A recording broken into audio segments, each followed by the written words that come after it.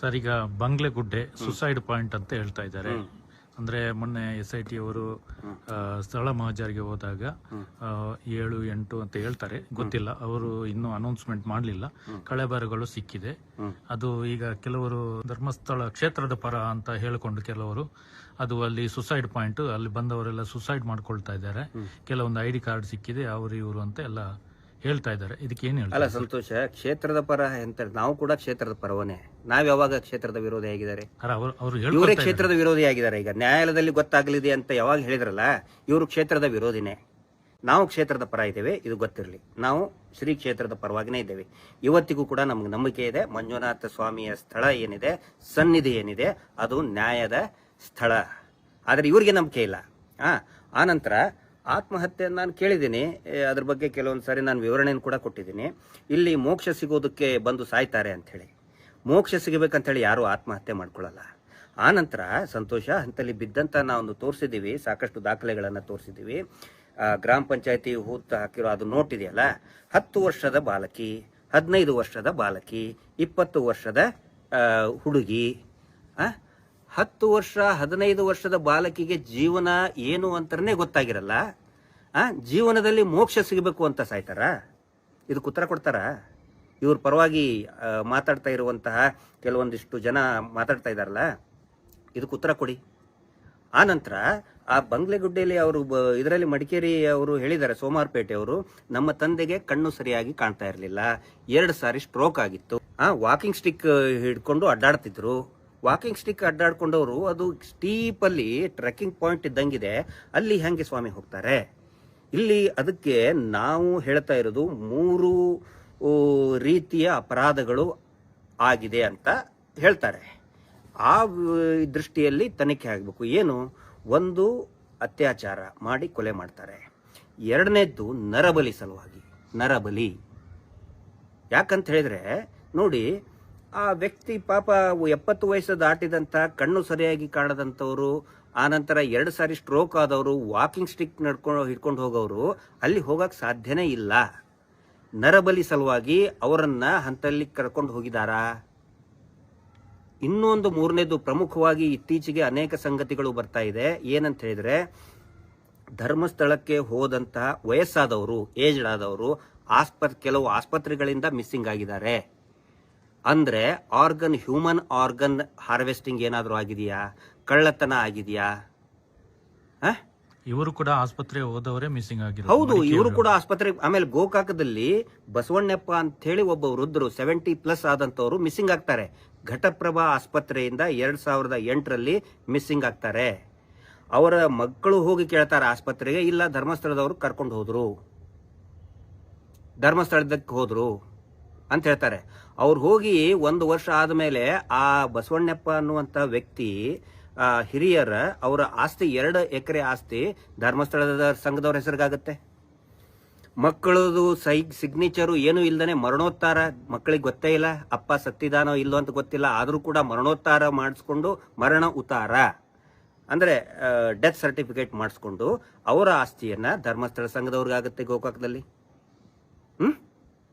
ಅಂದ್ರೆ ಇಲ್ಲಿ ಒಂದು ವ್ಯವಸ್ಥಿತವಾಗಿ ಆಸ್ಪತ್ರೆಗಳಿಂದ ಆಸ್ಪತ್ರೆಗಳಿಗೆ ಮಾಹಿತಿಯನ್ನ ತೆಗೆದುಕೊಂಡು, ಯಾವ ಗ್ರೂಪ್ನವರು, ಯಾವ ಬ್ಲಡ್ ಗ್ರೂಪ್ ಇವ್ರದ್ದು ಅಂತ ತಿಳ್ಕೊಂಡು, ಯಾವ ರೀತಿಯ ಇವ್ರದ್ದು ಕಿಡ್ನಿ ಇರಬಹುದು, ಕಣ್ಣು ಇರಬಹುದು, ಆ ರೀತಿ ತಿಳ್ಕೊಂಡು ಏನಾದರೂ ಆರ್ಗನ್ ಕದಿಯುವಂತಹ ವ್ಯವಸ್ಥಿತವಾದಂತಹ ರ್ಯಾಕೆಟ್ ಇದೆಯಾ? ಈ ಆಂಗಲ್ ಮೇಲೇನು ಕೂಡ ತನಿಖೆ ಆಗಲೇಬೇಕು. ಭಯಂಕರವಾದಂತಹ ಅಪರಾಧಗಳು ನಡೆದಿದೆ. ಅತ್ಯಂತ ಭೀಕರವಾದಂತಹ ವಿಷಯಗಳೆಲ್ಲ ಗೊತ್ತಾಗ್ತಾ ಇದೆ. ಸೊ ಇದ್ರ ಬಗ್ಗೆ ತನಿಖೆ ಆಗಬೇಕು. ಇದೆಲ್ಲ ಎಲ್ಲಿ ತನಿಖೆ ಆಗಿ ಹೊರಗಡೆ ಬರುತ್ತೋ ಅಂತ ತಿಳ್ಕೊಂಡು ಏನ್ ಮಾಡ್ತಾ ಇದ್ದಾರೆ? ಒಂದು ಷಡ್ಯಂತ್ರ ಅವರು ಮಾಡ್ತಾ ಇದ್ದಾರೆ. ಷಡ್ಯಂತ್ರ ಅಂದ್ರೆ ಅದನ್ನ ತನಿಖೆ ನಿಲ್ಲಿಸಬೇಕು ಅಂತ ಏನು ಪ್ರಯತ್ನ ಮಾಡ್ತಾ ಇದಾರಲ್ಲ, ತಂತ್ರಗಳನ್ನ ಮಾಡ್ತಾ ಇದಾರಲ್ಲ, ಅದು ಷಡ್ಯಂತ್ರ. ಹೇಳಿ ಅಲ್ಲ ರೀ, ಅಲ್ಲಿ ಸುಸೈಡ್ ಪಾಯಿಂಟ್ ಆತ್ಮಹತ್ಯೆ ಮಾಡ್ಕೊಳಕ್ ಬರ್ತಾ ಇದಾರೆ ಅಂತ ಹೇಳಿದ್ರೆ ಪೊಲೀಸರು ಏನ್ ಮಾಡ್ತಾ ಇದಾರೆ? ಅಲ್ಲಿ ಜಿಲ್ಲಾಡಳಿತ ಏನ್ ಮಾಡ್ತಾ ಇದೆ? ಕಂಡಲ್ಲಿ ಹೆಣ ಬೀಳ್ತಾ ಇದೆ, ಶವ ಬೀಳ್ತಾ ಇದ್ದೇವೆ. ಬೋರ್ಡ್ ಹಾಕ್ಬೇಕಲ್ಲ? ಬೋರ್ಡ್ ಹಾಕಿದಾರ ಅಲ್ಲಿ ಏನಾದ್ರು? ಈಗ ಹೇಳ್ತಾರೆ ಟೀ ಪಾಯಿಂಟ್ ಅಂತ ಹಾಕ್ತಾರೆ.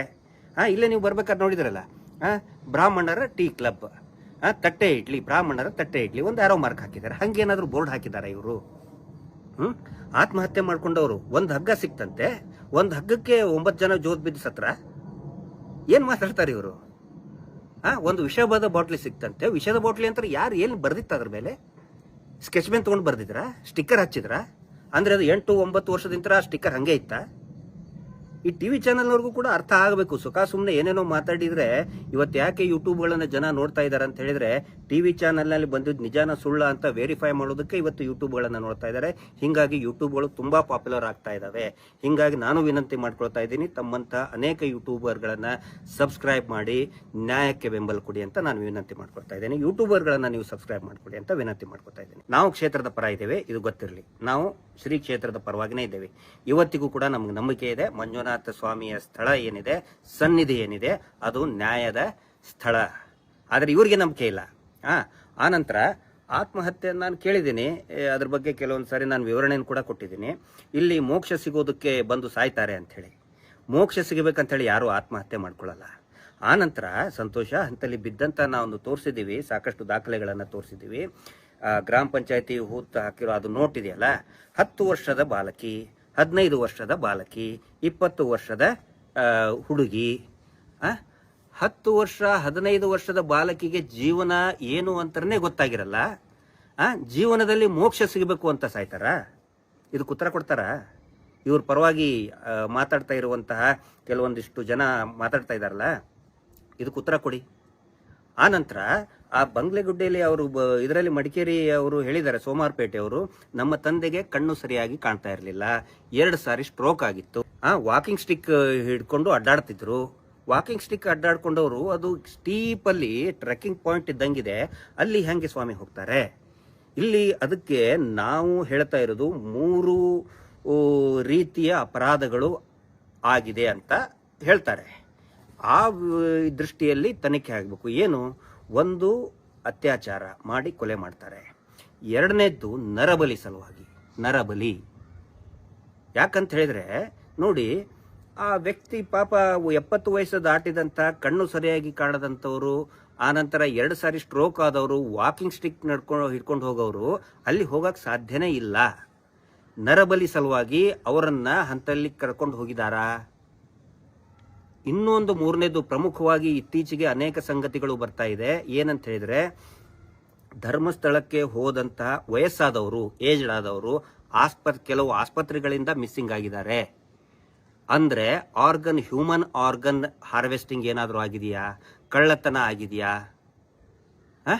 ಇವರು ಕೂಡ ಆಸ್ಪತ್ರೆ ಹೋದವರೇ ಮಿಸ್ಸಿಂಗ್ ಆಗಿರೋದು. ಹೌದು, ಇವರು ಕೂಡ ಆಸ್ಪತ್ರೆ. ಆಮೇಲೆ ಗೋಕಾಕದಲ್ಲಿ ಬಸವಣ್ಣಪ್ಪ ಅಂತ ಹೇಳಿ ಒಬ್ಬ ವೃದ್ಧರು 70+ ಆದಂತವರು ಮಿಸ್ಸಿಂಗ್ ಆಗ್ತಾರೆ. ಘಟಪ್ರಭಾ ಆಸ್ಪತ್ರೆಯಿಂದ 2008ರಲ್ಲಿ ಮಿಸ್ಸಿಂಗ್ ಆಗ್ತಾರೆ. ಅವರ ಮಕ್ಕಳು ಹೋಗಿ ಕೇಳ್ತಾರೆ ಆಸ್ಪತ್ರೆಗೆ, ಇಲ್ಲ ಧರ್ಮಸ್ಥಳದವರು ಕರ್ಕೊಂಡು ಹೋದ್ರು, ಧರ್ಮಸ್ಥಳದಕ್ಕೆ ಹೋದ್ರು ಅಂತ ಹೇಳ್ತಾರೆ. ಅವ್ರು ಹೋಗಿ 1 ವರ್ಷ ಆದ್ಮೇಲೆ ಆ ಬಸವಣ್ಣಪ್ಪ ಅನ್ನುವಂತ ವ್ಯಕ್ತಿ ಹಿರಿಯರ ಅವರ ಆಸ್ತಿ 2 ಎಕರೆ ಆಸ್ತಿ ಧರ್ಮಸ್ಥಳದ ಸಂಘದವ್ರ ಹೆಸರಿಗಾಗತ್ತೆ. ಮಕ್ಕಳದು ಸಿಗ್ನೇಚರು ಏನು ಇಲ್ದಾನೆ ಮರಣೋತ್ತಾರ, ಮಕ್ಕಳಿಗೆ ಗೊತ್ತೇ ಇಲ್ಲ, ಅಪ್ಪ ಸತ್ತಿದಾನೋ ಇಲ್ಲೋ ಅಂತ ಗೊತ್ತಿಲ್ಲ, ಆದ್ರೂ ಕೂಡ ಮರಣೋತ್ತಾರ ಮಾಡಿಸ್ಕೊಂಡು, ಮರಣ ಉತ್ತಾರ ಅಂದ್ರೆ ಡೆತ್ ಸರ್ಟಿಫಿಕೇಟ್ ಮಾಡಿಸ್ಕೊಂಡು ಅವರ ಆಸ್ತಿಯನ್ನ ಧರ್ಮಸ್ಥಳ ಸಂಘದವ್ರಿಗಾಗತ್ತೆ ಗೋಕಾಕದಲ್ಲಿ. ಅಂದ್ರೆ ಇಲ್ಲಿ ಒಂದು ವ್ಯವಸ್ಥಿತವಾಗಿ ಆಸ್ಪತ್ರೆಗಳಿಂದ ಆಸ್ಪತ್ರೆಗಳಿಗೆ ಮಾಹಿತಿಯನ್ನ ತೆಗೆದುಕೊಂಡು, ಯಾವ ಗ್ರೂಪ್ನವರು, ಯಾವ ಬ್ಲಡ್ ಗ್ರೂಪ್ ಇವ್ರದ್ದು ಅಂತ ತಿಳ್ಕೊಂಡು, ಯಾವ ರೀತಿಯ ಇವ್ರದ್ದು ಕಿಡ್ನಿ ಇರಬಹುದು, ಕಣ್ಣು ಇರಬಹುದು, ಆ ರೀತಿ ತಿಳ್ಕೊಂಡು ಏನಾದರೂ ಆರ್ಗನ್ ಕದಿಯುವಂತಹ ವ್ಯವಸ್ಥಿತವಾದಂತಹ ರ್ಯಾಕೆಟ್ ಇದೆಯಾ? ಈ ಆಂಗಲ್ ಮೇಲೇನು ಕೂಡ ತನಿಖೆ ಆಗಲೇಬೇಕು. ಭಯಂಕರವಾದಂತಹ ಅಪರಾಧಗಳು ನಡೆದಿದೆ. ಅತ್ಯಂತ ಭೀಕರವಾದಂತಹ ವಿಷಯಗಳೆಲ್ಲ ಗೊತ್ತಾಗ್ತಾ ಇದೆ. ಸೊ ಇದ್ರ ಬಗ್ಗೆ ತನಿಖೆ ಆಗಬೇಕು. ಇದೆಲ್ಲ ಎಲ್ಲಿ ತನಿಖೆ ಆಗಿ ಹೊರಗಡೆ ಬರುತ್ತೋ ಅಂತ ತಿಳ್ಕೊಂಡು ಏನ್ ಮಾಡ್ತಾ ಇದ್ದಾರೆ? ಒಂದು ಷಡ್ಯಂತ್ರ ಅವರು ಮಾಡ್ತಾ ಇದ್ದಾರೆ.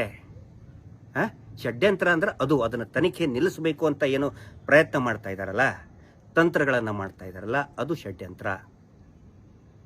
ಹೇಳಿ ಅಲ್ಲ ರೀ, ಅಲ್ಲಿ ಸುಸೈಡ್ ಪಾಯಿಂಟ್ ಆತ್ಮಹತ್ಯೆ ಮಾಡ್ಕೊಳಕ್ ಬರ್ತಾ ಇದಾರೆ ಅಂತ ಹೇಳಿದ್ರೆ ಪೊಲೀಸರು ಏನ್ ಮಾಡ್ತಾ ಇದಾರೆ? ಅಲ್ಲಿ ಜಿಲ್ಲಾಡಳಿತ ಏನ್ ಮಾಡ್ತಾ ಇದೆ? ಕಂಡಲ್ಲಿ ಹೆಣ ಬೀಳ್ತಾ ಇದೆ, ಶವ ಬೀಳ್ತಾ ಇದ್ದೇವೆ. ಬೋರ್ಡ್ ಹಾಕ್ಬೇಕಲ್ಲ, ಬೋರ್ಡ್ ಹಾಕಿದಾರ ಅಲ್ಲಿ ಏನಾದ್ರು? ಈಗ ಹೇಳ್ತಾರೆ ಪಟ್ಟಿ ಪಾಯಿಂಟ್ ಅಂತ ಹಾಕ್ತಾರೆ. ಇಲ್ಲೇ ನೀವು ಬರ್ಬೇಕಾದ್ರೆ ನೋಡಿದ್ರಲ್ಲ, ಬ್ರಾಹ್ಮಣರ ಟೀ ಕ್ಲಬ್, ತಟ್ಟೆ ಇಡ್ಲಿ, ಬ್ರಾಹ್ಮಣರ ತಟ್ಟೆ ಇಡ್ಲಿ, ಒಂದು ಆರೋ ಮಾರ್ಕ್ ಹಾಕಿದ್ದಾರೆ. ಹಂಗೇನಾದ್ರೂ ಬೋರ್ಡ್ ಹಾಕಿದ್ದಾರೆ ಇವರು? ಆತ್ಮಹತ್ಯೆ ಮಾಡ್ಕೊಂಡವರು ಒಂದು ಹಗ್ಗ ಸಿಕ್ತಂತೆ, ಒಂದು ಹಗ್ಗಕ್ಕೆ 9 ಜನ ಜೋತ್ ಬಿದ್ದು ಸತ್ರ. ಏನ್ ಮಾತಾಡ್ತಾರೆ ಇವರು? ಒಂದು ವಿಷದ ಬಾಟ್ಲಿ ಸಿಕ್ತಂತೆ, ವಿಷದ ಬಾಟ್ಲಿ ಅಂತ ಯಾರು ಏನು ಬರ್ದಿತ್ತ ಅದ್ರ ಮೇಲೆ? ಸ್ಕೆಚ್ ಪೆನ್ ತಗೊಂಡು ಬರ್ದಿದ್ರ? ಸ್ಟಿಕ್ಕರ್ ಹಚ್ಚಿದ್ರ? ಅಂದ್ರೆ ಅದು 8-9 ವರ್ಷದಿಂದ ಆ ಸ್ಟಿಕ್ಕರ್ ಹಂಗೆ ಇತ್ತ? ಈ ಟಿವಿ ಚಾನೆಲ್ನವ್ರಿಗೂ ಕೂಡ ಅರ್ಥ ಆಗಬೇಕು. ಸುಮ್ಮನೆ ಏನೇನೋ ಮಾತಾಡಿದ್ರೆ ಇವತ್ತು ಯಾಕೆ ಯೂಟ್ಯೂಬ್ಗಳನ್ನ ಜನ ನೋಡ್ತಾ ಇದ್ದಾರೆ ಅಂತ ಹೇಳಿದ್ರೆ, ಟಿವಿ ಚಾನೆಲ್ನಲ್ಲಿ ಬಂದಿದ್ದು ನಿಜಾನ ಸುಳ್ಳ ಅಂತ ವೆರಿಫೈ ಮಾಡೋದಕ್ಕೆ ಇವತ್ತು ಯೂಟ್ಯೂಬ್ಗಳನ್ನ ನೋಡ್ತಾ ಇದ್ದಾರೆ. ಹಿಂಗಾಗಿ ಯೂಟ್ಯೂಬ್ಗಳು ತುಂಬಾ ಪಾಪ್ಯುಲರ್ ಆಗ್ತಾ ಇದಾವೆ. ಹಿಂಗಾಗಿ ನಾನು ವಿನಂತಿ ಮಾಡ್ಕೊಳ್ತಾ ಇದ್ದೀನಿ, ತಮ್ಮಂತ ಅನೇಕ ಯೂಟ್ಯೂಬರ್ಗಳನ್ನ ಸಬ್ಸ್ಕ್ರೈಬ್ ಮಾಡಿ ನ್ಯಾಯಕ್ಕೆ ಬೆಂಬಲ ಕೊಡಿ ಅಂತ ನಾನು ವಿನಂತಿ ಮಾಡ್ಕೊಳ್ತಾ ಇದ್ದೀನಿ. ಯೂಟ್ಯೂಬರ್ಗಳನ್ನ ನೀವು ಸಬ್ಸ್ಕ್ರೈಬ್ ಮಾಡ್ಕೊಡಿ ಅಂತ ವಿನಂತಿ ಮಾಡ್ಕೊಳ್ತಾ ಇದ್ದೀನಿ. ನಾವು ಕ್ಷೇತ್ರದ ಪರ ಇದ್ದೇವೆ, ಇದು ಗೊತ್ತಿರಲಿ. ನಾವು ಶ್ರೀ ಕ್ಷೇತ್ರದ ಪರವಾಗಿನೇ ಇದ್ದೇವೆ. ಇವತ್ತಿಗೂ ಕೂಡ ನಮ್ಗೆ ನಂಬಿಕೆ ಇದೆ, ಮಂಜುನಾಥ ಸ್ವಾಮಿಯ ಸ್ಥಳ ಏನಿದೆ, ಸನ್ನಿಧಿ ಏನಿದೆ, ಅದು ನ್ಯಾಯದ ಸ್ಥಳ. ಆದ್ರೆ ಇವ್ರಿಗೆ ನಂಬಿಕೆ ಇಲ್ಲ. ಆನಂತರ ಆತ್ಮಹತ್ಯೆ ನಾನು ಕೇಳಿದ್ದೀನಿ, ಅದ್ರ ಬಗ್ಗೆ ಕೆಲವೊಂದು ಸಾರಿ ನಾನು ವಿವರಣೆಯನ್ನು ಕೂಡ ಕೊಟ್ಟಿದ್ದೀನಿ. ಇಲ್ಲಿ ಮೋಕ್ಷ ಸಿಗೋದಕ್ಕೆ ಬಂದು ಸಾಯ್ತಾರೆ ಅಂತ ಹೇಳಿ, ಮೋಕ್ಷ ಸಿಗಬೇಕಂತ ಹೇಳಿ ಯಾರು ಆತ್ಮಹತ್ಯೆ ಮಾಡ್ಕೊಳ್ಳಲ್ಲ. ಆನಂತರ ಸಂತೋಷ ಹಂತಲ್ಲಿ ಬಿದ್ದಂತ ನಾವು ತೋರಿಸಿದ್ದೀವಿ, ಸಾಕಷ್ಟು ದಾಖಲೆಗಳನ್ನು ತೋರಿಸಿದ್ದೀವಿ. ಗ್ರಾಮ ಪಂಚಾಯತಿ ಹೂತ್ ಹಾಕಿರೋ ಅದು ನೋಟ್ ಇದೆಯಲ್ಲ, 10 ವರ್ಷದ ಬಾಲಕಿ, 15 ವರ್ಷದ ಬಾಲಕಿ, 20 ವರ್ಷದ ಹುಡುಗಿ, 10 ವರ್ಷ 15 ವರ್ಷದ ಬಾಲಕಿಗೆ ಜೀವನ ಏನು ಅಂತಾನೆ ಗೊತ್ತಾಗಿರಲ್ಲ. ಜೀವನದಲ್ಲಿ ಮೋಕ್ಷ ಸಿಗಬೇಕು ಅಂತ ಸಾಯ್ತಾರ? ಇದಕ್ಕೆ ಉತ್ತರ ಕೊಡ್ತಾರ? ಇವ್ರ ಪರವಾಗಿ ಮಾತಾಡ್ತಾ ಇರುವಂತಹ ಕೆಲವೊಂದಿಷ್ಟು ಜನ ಮಾತಾಡ್ತಾ ಇದಾರಲ್ಲ, ಇದಕ್ಕೆ ಉತ್ತರ ಕೊಡಿ. ಆನಂತರ ಆ ಬಂಗ್ಲೆಗುಡ್ಡೆಯಲ್ಲಿ ಅವರು ಇದರಲ್ಲಿ ಮಡಿಕೇರಿ ಅವರು ಹೇಳಿದ್ದಾರೆ, ಸೋಮಾರ್ಪೇಟೆ ಅವರು, ನಮ್ಮ ತಂದೆಗೆ ಕಣ್ಣು ಸರಿಯಾಗಿ ಕಾಣ್ತಾ ಇರಲಿಲ್ಲ, 2 ಸಾರಿ ಸ್ಟ್ರೋಕ್ ಆಗಿತ್ತು, ವಾಕಿಂಗ್ ಸ್ಟಿಕ್ ಹಿಡ್ಕೊಂಡು ಅಡ್ಡಾಡ್ತಿದ್ರು. ವಾಕಿಂಗ್ ಸ್ಟಿಕ್ ಅಡ್ಡಾಡ್ಕೊಂಡವರು ಅದು ಸ್ಟೀಪ್ ಅಲ್ಲಿ ಟ್ರೆಕ್ಕಿಂಗ್ ಪಾಯಿಂಟ್ ಇದ್ದಂಗಿದೆ, ಅಲ್ಲಿ ಹೆಂಗೆ ಸ್ವಾಮಿ ಹೋಗ್ತಾರೆ? ಇಲ್ಲಿ ಅದಕ್ಕೆ ನಾವು ಹೇಳ್ತಾ ಇರೋದು 3 ರೀತಿಯ ಅಪರಾಧಗಳು ಆಗಿದೆ ಅಂತ ಹೇಳ್ತಾರೆ. ಆ ದೃಷ್ಟಿಯಲ್ಲಿ ತನಿಖೆ ಆಗಬೇಕು. ಏನು? ಒಂದು, ಅತ್ಯಾಚಾರ ಮಾಡಿ ಕೊಲೆ ಮಾಡ್ತಾರೆ. 2ನೇದ್ದು ನರಬಲಿ ಸಲುವಾಗಿ, ನರಬಲಿ. ಯಾಕಂತ ಹೇಳಿದ್ರೆ ನೋಡಿ, ಆ ವ್ಯಕ್ತಿ ಪಾಪ 70 ವಯಸ್ಸು ದಾಟಿದಂತ, ಕಣ್ಣು ಸರಿಯಾಗಿ ಕಾಣದಂಥವ್ರು, ಆನಂತರ 2 ಸಾರಿ ಸ್ಟ್ರೋಕ್ ಆದವರು, ವಾಕಿಂಗ್ ಸ್ಟಿಕ್ ಹಿಡ್ಕೊಂಡು ಹೋಗೋರು ಅಲ್ಲಿ ಹೋಗಕ್ ಸಾಧ್ಯನೇ ಇಲ್ಲ. ನರಬಲಿ ಸಲುವಾಗಿ ಅವರನ್ನ ಹಂತಲ್ಲಿ ಕರ್ಕೊಂಡು ಹೋಗಿದಾರಾ? ಇನ್ನೊಂದು 3ನೇದು ಪ್ರಮುಖವಾಗಿ ಇತ್ತೀಚೆಗೆ ಅನೇಕ ಸಂಗತಿಗಳು ಬರ್ತಾ ಇದೆ. ಏನಂತ ಹೇಳಿದ್ರೆ, ಧರ್ಮಸ್ಥಳಕ್ಕೆ ಹೋದಂತಹ ವಯಸ್ಸಾದವರು, ಏಜ್ಡ್ ಆದವರು ಕೆಲವು ಆಸ್ಪತ್ರೆಗಳಿಂದ ಮಿಸ್ಸಿಂಗ್ ಆಗಿದ್ದಾರೆ. ಅಂದ್ರೆ ಹ್ಯೂಮನ್ ಆರ್ಗನ್ ಹಾರ್ವೆಸ್ಟಿಂಗ್ ಏನಾದರೂ ಆಗಿದೆಯಾ? ಕಳ್ಳತನ ಆಗಿದೆಯಾ? ಇವರು ಕೂಡ ಆಸ್ಪತ್ರೆ ಹೋದವರೇ ಮಿಸ್ಸಿಂಗ್ ಆಗಿರೋದು. ಹೌದು, ಇವರು ಕೂಡ ಆಸ್ಪತ್ರೆ. ಆಮೇಲೆ ಗೋಕಾಕದಲ್ಲಿ ಬಸವಣ್ಣಪ್ಪ ಅಂತ ಹೇಳಿ ಒಬ್ಬ ವೃದ್ಧರು 70+ ಆದಂತವರು ಮಿಸ್ಸಿಂಗ್ ಆಗ್ತಾರೆ. ಘಟಪ್ರಭಾ ಆಸ್ಪತ್ರೆಯಿಂದ 2008ರಲ್ಲಿ ಮಿಸ್ಸಿಂಗ್ ಆಗ್ತಾರೆ.